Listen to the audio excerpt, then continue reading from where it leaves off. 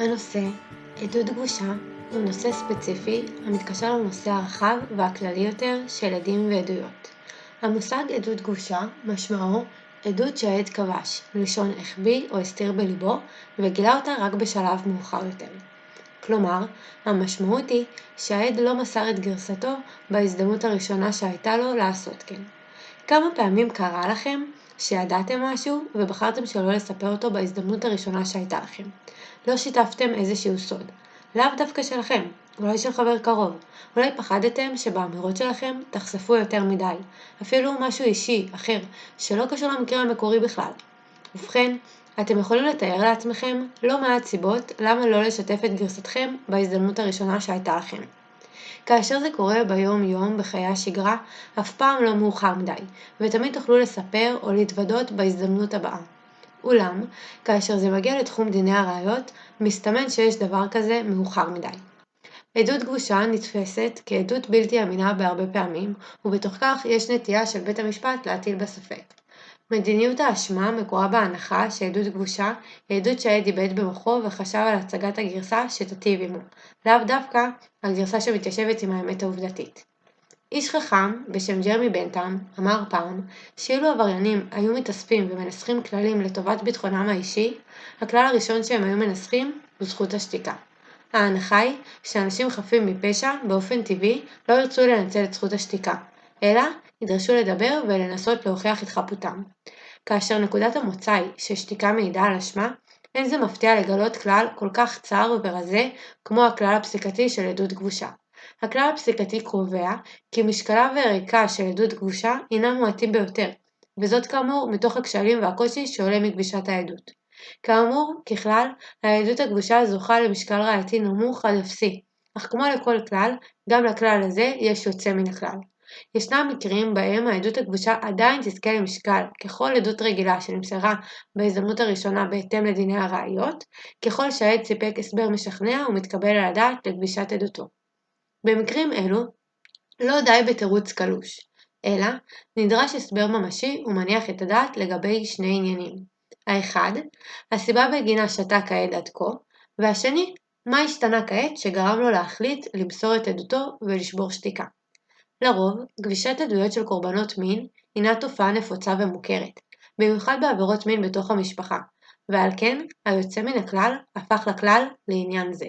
הרציונלים המיוחדים לגבישת העדות במקרים אלו, כגון הבושה, הפחד, ולפעמים אפילו גילם הצעיר של הקורבנות, מספקים הסבר הגיוני ומניח את הדעת לגבישת העדות, המאפשר לבית המשפט ליתן לעדות משקל ראייתי מלא. דוגמה להחלטה כזו ניתן לראות בפסק דין פלוני נגד מדינת ישראל, בו בחורה לא העידה בדבר עבירות מין שביצע באחיה במשך 5 שנים עקב הבושה, הפחד והרצון לדאוג לאחיה. תחילה ניסה בא כוחו של אחיה לפסול את העדות בטענה לעדות גבושה, אך בית המשפט קבע כי לנפגעות עבירות מין יש נסיבות חיים שונות הגורמות להן לגבוש את עדותן, כמו גילן הצעיר, תחושות הפחד, הבושה והרצון להדחיק את המקרה.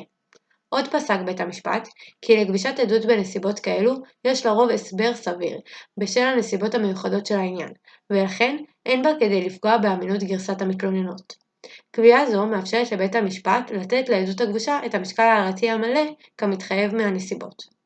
באופן מפתיע, היוצא מן הכלל החל בעניין עבירות מין, לרוב אינו חל לגבי עדותם הגבושה של נאשמים, ובית המשפט לא מגלה את אותה רגישות לנסיבות דומות ולהשפעותיהן על הנאשם, כגון חשש ממסירת עדותו, מצב נפשי מעורער, לחץ שנבע מהחקירה וכדומה.